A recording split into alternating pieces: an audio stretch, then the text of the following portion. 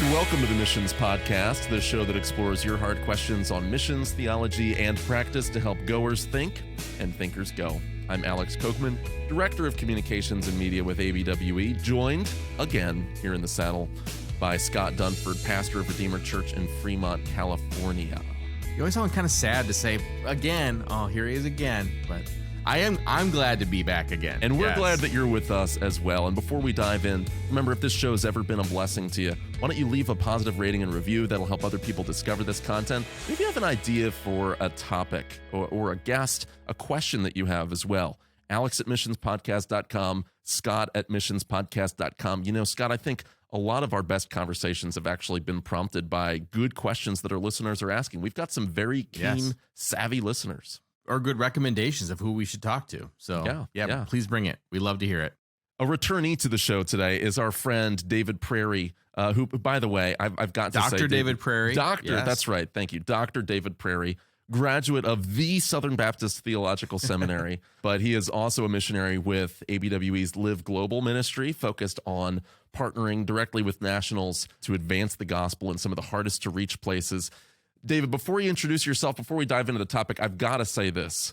The name of your prayer newsletter is sheer brilliance. For those that don't subscribe, and I'd highly encourage you to subscribe, it's called Prayer Requests. Get it? Prairie Quests. Maybe Prairie Home Companion, but no. It's a thing of beauty, and it almost forgives the fact that you're a Cubs fan. Well, if I could do one clever thing in my life, it's title my own blog, I guess. So... But hopefully it's a reminder of what we're trying to accomplish, and also for people to pray with us and for us. Well, I think you've done more than one clever thing in your life, and I appreciate your modesty. One clever thing that you did was attend our recent Summit on International Theological Education here at ABWE. By the way, if you want to learn more about that, just search the ABWE website. We do have a growing network of global theological trainers across the world, and you gave a breakout on that. And so I want to talk about that. That was great. I want to expose other people to that content. And we've talked in the past on this show about how there is a global theological famine in so many ways. I think the statistic is somewhere in the area of 84, 85% of pastors worldwide have no formal theological training at all. There's a need for us to, yes, be reaching the lost, but also to make sure that those who are already believers, already serving in ministry, already leading churches, have access to the riches of the Word of God that we really take for granted here in a country like ours. But you build the case in your breakout and in the paper that you wrote that not only do we have a global theological famine of sorts, we also have a global pastoral relational famine in the context of theological training. Explain what you mean by that. Well, I'll try. I think so many American seminary students, when they graduate, they just sort of assume that they're going to stay stateside and minister in the U.S., either by becoming a teacher or a professor themselves, or by looking for ministry leadership opportunities in a local church of one kind or another. And I think very few actually consider how useful a seminary-trained person and to someone with that kind of degree can be in other parts of the world where others just don't have that kinds of opportunity for training. And so we do have a wealth of resources here. We have a wealth of great schools where people can be trained from. And so I think that it is to our benefit to consider ways where we can take the training that we've received and pass it along to others. So that speaks, I think, to the famine of resources. But the famine of relationships, I think, goes along with that as well. I used an example in the talk about a brother pastor in a Muslim-majority country that I had the chance to visit, who pastors in a city of about 80,000 people, and his church is not large, about 45 members or so, and he knows of no other like-minded churches in his entire city. He has to go a couple hours away by car to the next closest pastor with whom he would share doctrine. So that's what I mean. He's a faithful brother. He's a good preacher. He's well-trained himself. But he just doesn't have the kind of camaraderie that many of us here would have, whether within our own churches, if we're part of a church maybe that has a team of elders, or even just sister churches in our area. So explain why that camaraderie is so important. I know I feel it. I mean, being a solo pastor versus having guys on your staff or even relationships outside of our context. But why is that so important for this concept of theological depth and training and health? I just know how much it's benefited me personally. I just know that when I was serving as youth pastor, which I did for 10 years, it was just so helpful for me to know that I had other brothers who we served on the same staff together that I could go to for help. You know, pastoral ministry is hard. Even youth ministry is hard. And to know that I was part of a team was helpful. And then to know that I had fellow guys, again, working at other churches that I could go to where they were more experienced than I was, or they had faced things that I was facing for the first time. And so just being able to rely on their wisdom was so helpful for me. And so really I've experienced the benefits of that for myself. And so when I recognize that there are others, particularly in parts of the world where we know maybe churches are scarce and even believers are scarce, how much more scarce are good leaders in those churches. And so there's not really good avenues for that kind of help in ministry. And ministry is hard no matter where you go. It's hard here in North America. It's hard in Europe. It's hard in Asia. And harder things are easier to handle when you've got others who can help you handle them. I think that that's something that we grasp naturally, but it's still worth camping out on. I just this morning had a coffee meeting with a pastor. We were talking about a seminary. I'm not going to name that seminary. It's not the one that we mentioned, your alma mater. It's nothing like that at all. But recently heard the story of a pretty well-known seminary where, frankly, it's a situation where even if you're on the main campus, you've got professors that immediately walk out of the classroom when the lecture is over, that fly in and fly out to teach classes, and really doesn't seem for a lot of those students to have any depth of relationship with the faculty. And that's just one example. The reality is in the seminary world and in the Bible college world, we're already so disconnected from the local church. The least that those institutions can do is replicate some kind of, facsimile of fellowship in the context of the learning institution itself. Well, if that's true in North America, where there's not quite churches on every corner, but in many cities that is the case, how much more is that also true for parts of the world that lack believers, churches, what we would conceive of as the mission field? How much more is that true there? And so we can't afford to separate global theological training from the life-on-life sort of pastorship, mentorship. And so I really appreciate how you've emphasized having a pastoral approach with regard to theological training. And I want to shift the conversation a little bit here, too. Mm-hmm. You quote one of your professors from Southern, Jim Hamilton, Dr. Jim Hamilton, as saying that doctrine matters more than pedagogy. In other words, the theological truths that we teach matter more than the method of teaching. Now, for listeners to this show that know that this is a show on theology and missions, maybe that's not surprising. But tell me why, in your opinion, within the world of global theological training, education on the mission field, why that's a necessary statement to emphasize. I think it is. Yeah, I'm not sure that I'm directly quoting him, but I certainly saw it modeled in his life, and that is just the amount of time that was spent in classes like his, and I could use him as an example, where there was really nothing flashy about any of the teaching methods. We're not looking at elaborately created PowerPoint slides. It's not lights and sound and video and all the rest. It was about a half dozen of us around a square table with our Bibles open and letting him really kind of guide us through text and showing us how he was really just reading and studying the Bible together just the same way that you might disciple another believer in your own church. And it sounds so simple, and yes, there's I suppose a depth that you can go into in a seminary classroom that maybe you wouldn't in a living room, maybe, again, just depending on who you're with and why you're doing it. But it just was so unremarkable in that sense that it is what most of us are going to be doing in our ministries. We're going to be in our offices. It ended up being just very profoundly impactful, recognizing that this is studies. We're going to be wrestling with texts.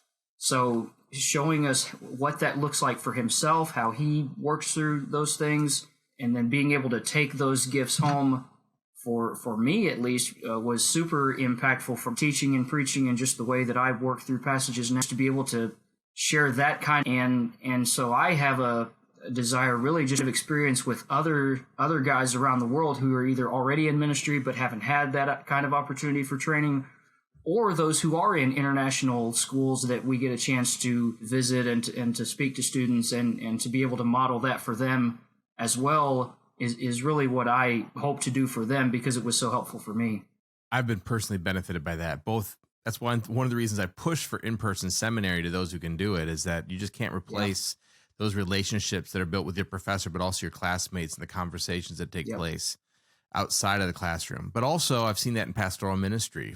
In our church, we share the pulpit. I mean, I'm the lead pastor. I probably do the majority of the preaching, but we get together every week, and whoever's preaching that week shares their text, where they're going. The other guys have a chance to look in, and then also guys who are preparing for ministry that aren't pastors sometimes have the chance to do that. And then we do the same thing on the flip side of it's just so growing, right? You're getting pushed and stretched, and thoughts are coming in that you hadn't thought of yourself, and it's a blessing. One of the downsides, or that, I don't know if it's a downside, but as much as it's just a challenge, right? And I'll hear that from women that are in ministry, that are serving, or that are maybe they're teachers, but obviously not in a pastoral role, but they're teachers, and they want to grow as well. So how do you address that, especially like in the international theological education setting? How can mentorship happen in a context where men are teaching women? Do you see that as a problem that can be solved, or do you just feel like, hey, well, good luck on your own? Well, so in my talk and in my paper, I acknowledge that I just sort of default to masculine pronouns with a lot of these conversations, because a lot of my training, if you want to call it, or influence has come from other men who were pastors or are pastors or teachers. And then even in, again, just to use my own youth ministry example, I made a point of emphasis to really try to get other guys ready to also teach and preach with me, similar to like what you're saying, Scott, to have other guys who I could share the teaching load with.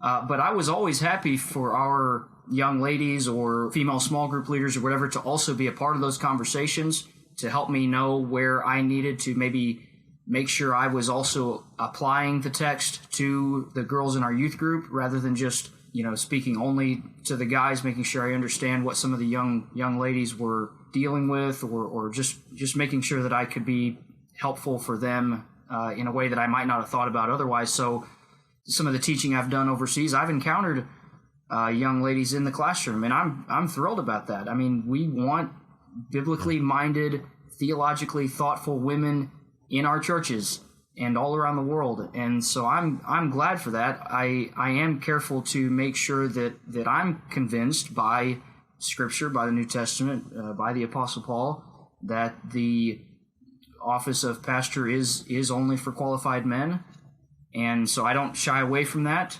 I'm happy to, again, discuss theology, read the Bible with women in that setting, but the outcome would not be the same. Whereas for the young men, I'm hoping that many of them are called into pastoral ministry. I'm not hoping that for the women, and I'm assuming that that's not the case. I'm assuming most of the time that they're not hoping for that either, that there's an understanding that I'm not necessarily going to be preaching the word, but that doesn't mean I ought not to be well trained and well able to think deeply about Scripture and about the God that Scripture reveals. Right. And it's important to get at, if we're having this bigger conversation about theological trainers across the globe, really mentoring and relationally pouring into and actively collaborating in ministry with their students. It's obviously important to think through it, even just lines of appropriateness too, in terms of fellowship and mixed gender settings. That makes sense. At the same time, we can't even begin to answer that question until we've, in our heads, as biblical complementarians, wrapped our minds around the fact that, hey, there's a difference between a classroom setting where everyone's learning theological truths and wanting to be equipped for general Christian ministry, but then also the deeper type of, I'm a pastor elder training you to be another pastor elder with a person that's qualified for that role. That's a different type of mentorship. And I think that's also a lot of what you're getting at as well, even though there's other applications to other groups, other demographics across different, not only male, female, but age levels of the church, types of ministry within the church. You were a youth pastor, but there's other ministries too. And so thinking through that, I think, is important. But coming back, I think it's also just important to realize we are talking about, we don't just need global theological training. We also need theological mentoring and life-on-life discipling happening in those contexts after the lecture ends. Not just for pastors, right? Yeah. So just switching gears a little bit. So when it comes, contextualization is always an issue, right? Especially when we're talking about teaching cross-culturally, like, what is a contextual issue versus what is a exegetical issue? And then are we addressing those things appropriately when we're teaching cross-culturally? But you address this idea of how pastoral relationships, a pastoral approach to global education addresses some of these concerns. So here's the question. How can a pastoral approach to global theological training prevent extremes in contextualization? By remembering what the Bible is, that it's literature, and that it was written at certain points in time, really over a long period of time, and written originally to specific audiences on specific occasions, recording history, yes, but also giving revelation of who God is and what he intends for his people to know about him, and therefore how to live in light of him. And so this, again, really is a direct application of again, some things I learned from Dr. Hamilton, just understanding his definition of biblical theology, that we are trying to understand and embrace the worldview of the biblical authors, meaning that whenever we read the Bible, and therefore really whenever we're trying to help others read the Bible, that our main goal is really to get inside the minds of the biblical authors. What are they saying? How are they saying it? What are they intending to communicate in it? And anytime we do that, we're automatically contextualizing, because we're trying to make sense of it centuries removed from when it was written, continents removed from where it was written. And so contextualization is going to happen whether you're reading the Bible in English or Spanish or Russian or any other language on earth. Unless you're reading it in the original Greek and Hebrew autographs, which nobody can, then you're going to be doing contextualization. So the key is just not to necessarily to be concerned with, I'm contextualizing this in a Western way, you're going to contextualize this in a non-Western way. I think that's the wrong dichotomy. I think the more correct one is, wherever we're from now, our goal is as much as possible to make sense of what the biblical authors themselves intended for us to know and therefore apply. So that, I think, is the way to guard against an over contextualization, and that would be the case whether it's the three of us who are all of the same culture, or whether I'm discipling brothers in Eastern Europe. I do think that when we're doing this work in isolation, that sometimes we can get too creative. And I love the idea of saying, as pastors getting together and having that kind of fellowship. There's been multiple times when you get a group of guys together, you realize, well, I think I went too far in that, or maybe I over applied it to my situation. And Speak for yourself, Scott. Well, yeah, I didn't want to call you out, but I guess we can. No, we're having a community of pastors to be able to help one another apply and to think through these things really does help us avoid some of the extremes that we can get into on our own head. Well, one of the things, though, when we talk about a preaching or a teaching context, and maybe it's helpful to distinguish between those things. Obviously, there's a difference between preaching, proclamation, and teaching, and diving a little bit deeper, being a little bit more didactic, a little bit less exhortation. Is, I think, good preaching, you're not necessarily showing how the sausage is made. You're delivering a fully digestible end product.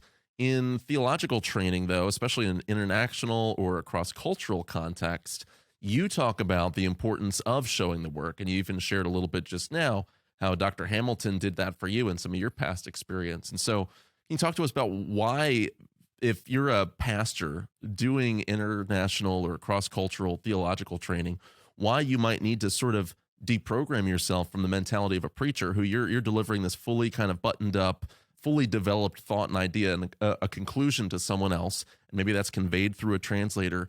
versus a theological trainer who comes alongside and says, here's the conclusion, right? Here's the doctrine, but then also here's how we reached that conclusion. Here's the exegesis behind that. Why is that so important that we can't skip that work? Primarily, I would say it's important because I am either assuming or at least hoping that the skills that I give to somebody else, they're going to put them into practice and then they're going to continue to use them and eventually pass them on as well. Now, someone who's pastoring in any context, but let's say especially where he doesn't have the resources or the knowledge or the training or the fellowship that come along with so many of the benefits, again, that I may have here, all he may be looking for is somebody else's published sermon that he can then reproduce and kind of re-preach it in his own way. And he really hasn't done any work at that point. He just has taken what he liked from someone else, and he's maybe adapting it, but he's at least just sort of passing it along. And I'm not really interested in having him do that. I'm interested in teaching him how to do the work in the text himself so that he can't just replicate a sermon or even a sermon series, but where he has the tools now to go and dig into the text of the Bible itself and mine its riches for himself, for his own good, but certainly for the good of anyone else who's going to sit under his teaching or preaching. So I'm trying to pass along skills, not just content. I want people to be able to do hermeneutics and homiletics and all of that for themselves, and that takes more time. That's a slower kind of work. That's a longer term kind of skill set to convey, rather than, hey, here's a bunch of articles I wrote, or here's a bunch of sermon outlines that I've developed. Use them. Ultimately, I want them to know how to do it for themselves. Unpack that for me a little bit. Have you found that our concept of plagiarism, right, for some of us now, and I realize there's franchise model churches where, hey, the whole idea is everyone's preaching from the same script. We're not talking about that in our circles, and at least the way that we think on this show. For us, it's unconscionable to not have original content in the pulpit, not in the sense that you're coming up with new thoughts, but that you're not lifting someone else's sermon notes. Obviously, the doctrine is not supposed to be original at all, but you're supposed to labor over that yourself as the shepherd feeding your sheep. Have you found, though, that in some of these global theological education contexts where you're interacting with people of other cultures, have you found that maybe that's an idea that has to be developed, that there are people who might think, well, yeah, let me just preach from your notes, and they're not necessarily as inclined to feel the weight and the pressure to do that same sort of work on their own unless they're shown how to do that? I found it a little bit, and it would be hard for me to answer without being very general. I'm sure it's different in as many cultures as we could think of. But yeah, I have found it. For example, in classes I've taught, I've seen some really good work turned in, and then realized that another student has also turned in the exact same work, and then realized that they've just copied and pasted it from another resource. They've not really done the work themselves. They've just found somebody else who has worked on it previously, and then they've submitted it as their own. So yeah, I mean, you come across that. And some of it could be laziness. Some of it could also just be that's what they think. That may be all that they think is necessary. Is just just if you'll just give me your notes or whatever, right, then we'll just use that. Now, I do want to say too that anything that I produce that's helpful, I kind of do want to be generous with that. I kind of do just want to say, here you go. If it's helpful, use it, pass it along, reproduce it, adapt it to your own setting. So I don't want to hoard what's mine and say, you have to cite me every time, or I'm going to make you purchase this from me or whatever. So there's a balance. I'm sure that I'm looking for, that I don't know if I'm explaining very well, but yeah, I want to be helpful with it. But ultimately, I want you to be able to do this for yourself. Well, there's some thinking about preaching that we would all agree, at least in this room, I'm sure, that taking, like Alex was saying, taking your notes, taking the illustrations and just copying them verbatim into your sermon is wrong. But on the other side, so much preaching is just a running commentary. That in our world, in exegetical preaching, sometimes that's what it just becomes. It's like a running commentary of the text, which is just taken from the commentaries. And so I think what we need to do is be able to help people understand that you need to do the work. Yes, you need to understand the theology, but part of preaching is applying it to your people in your setting and giving them what they need to grow in their life. And that doesn't just come easily. It has to be mentored. It has to be taught. It has to be shown. I learned so much from sitting under some really great preachers that showed me how to ask good questions of the text. And then sometimes if you watch a good preacher, when I was in seminary, I sat under John Piper's preaching for a period of time at Bethlehem, and I would notice that he was asking questions in his preaching that actually helped me to get down to the basis of what that text was about and how it applied to our lives for myself. And so I feel like that's what you're saying is we got to help people in these settings learn to mind the text, but also not just to copy what their teachers have taught them and regurgitate it, but learn to ask the questions themselves and then apply it to their unique, specific pastoral contexts. Right. And if there's anything beneficial that I say or write that others can take and reproduce for themselves, I'm happy about that. But again, I'm much more interested in sharing the ability to find those things in Scripture for themselves than I am just saying, hey, here's what I've written on it, and then assume like this is the best and final resource on this subject. Use this. I want them to be in the Scriptures more than they're in my notes or anything else that I've written. So let me zoom out as we kind of draw things to a close, David. We're having this kind of conversation about what's best, what's wisest in the context of theological training. But if I was really cynical and if I was really jaded, and let's face it, there are some people, some Christians that are very jaded about aspects of Christian missions and the missionary world subculture, there might be some who would be inclined to say, well, theological education and all these sorts of things, that's not mission. That's not pioneering mission. And it's good to have conversations like this, but we really need to be focused on reaching the unreached. But one thing that you did in your session at the Theological Education Summit here at ABWE and in the paper accompanying it is that you really explained that it's not either or. Number one, it's not just sort of a cop-out where, well, you can either go and be a pioneer on the mission field or you can engage in theological training maybe in a more comfortable, friendly environment. But you really believe that theological training is a means. It's an end in itself, certainly, because we should grow in the knowledge of the Lord Jesus Christ, but it's also a means to an end of reaching the unreached and pioneering new works in ministry. Explain that, because I want our listeners, even if they're not involved in these settings at all, even if they're not on a seminary side or a Bible college side, or if they're not on the mission field at all, I want them to understand that this is a part of the whole overall mission task. So can you explain how theological education can actually feed going to the unreached? Well, I, again, would be under the assumption that my goal as a Christian, and especially as one who's in Christian ministry, I must be about the Great Commission. And then I'm also assuming that a pastor of a church, regardless, again, of where he's from, but for the context of where I do a lot of work, let's say a pastor in Europe or in Asia, again, my guess is that guy cares a lot about the Great Commission. And so therefore, both of us are on the same page in trying to see the gospel go to parts of the world where it hasn't gone. And so we're going to work at that together. And one way that I think that we can work together at it is by training people who are preaching in their congregations Sunday after Sunday, and then people in those congregations hearing the word preached are open to God's call to be sent where it has not yet gone. And I think that happens in congregations all around the world Sunday after Sunday. I think it happens in seminaries and Bible colleges in the U.S. and around the world every time a class meets, assuming the focus is right. And so I just think that as I have the opportunity to train people who can think deeply about the Lord and His Word, and who can be well trained to speak His Word, that it might be that somebody that I can interact with in another part of the world has access to a people group and a place that I don't have access to and may never will.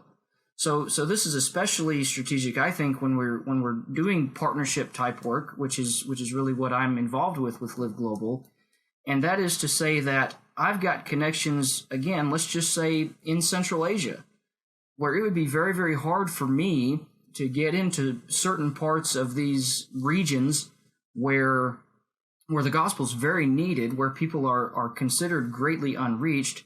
It would be very difficult for me myself just to go there and be very upfront about what I'm doing. That doesn't mean I shouldn't ever be open to going. It doesn't mean I shouldn't pray and consider opportunities for me to go, and if the Lord calls me to go. Again, it's not a cop-out. I'm not saying you cross that border because I won't. It's saying, here's maybe a way where you have access to this part of the world where the gospel's needed.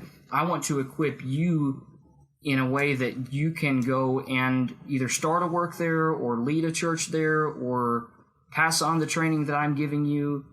And in that way, I can multiply myself and in fact actually be more effective in that region probably than if I just were to try to go and learn the culture, learn the language, and try to start something brand new without any sort of previous access or knowledge about that place. So I do think it goes hand in hand. Mm-hmm. I think the training actually leads to and becomes a strategic way for people in regions like that who want to be trained. They don't have the opportunities, again, or resources normally that we would have it, yet they want it. So if I can give that to them, they're going to take it where the gospel is not yet. And they can get it there a lot more freely and easily than I could if I just said, no, I'll go do it myself. Well, thank you, David. Thank you for your work and your writing. How can people find out more about the things you're working on, connect more with you and your ministry at Live Global? Well, Alex already alluded to the blog, so maybe that'll be an easy way to remember. Prairie Quests, Prairie like the last name, and then quests.com. I'm not updating it daily or anything like that, but you can see some things that I'm working on and just see kind of newsletter updates about my family and what we're involved in. That would be one way. I'm on Twitter as well, so if you care to follow that way, people could certainly connect that way. And then liveglobal.org, just for the larger team that I'm involved in and what we're about and where we're trying to be effective. Very good. Thanks for joining us. And thank you for watching or listening to the Missions Podcast, which is a ministry of ABWE. And to learn more about ABWE, you can go to abwe.org. To get more content from this show, go to missionspodcast.com. And before you leave, remember to do all those fun things that podcasts do in order to expose people more and more to that content and let them be blessed by it. So positive rating, review, sharing with a friend, all those sorts of wonderful things. You can also support the show by partnering with us at missionspodcast.com/support. And we appreciate that. And remember, as always, to send your questions and ideas to alex@missionspodcast.com. Send your complaints to scott@missionspodcast.com. But send all the positive feedback to me. That helps us a ton. Until next time, thank you for joining us.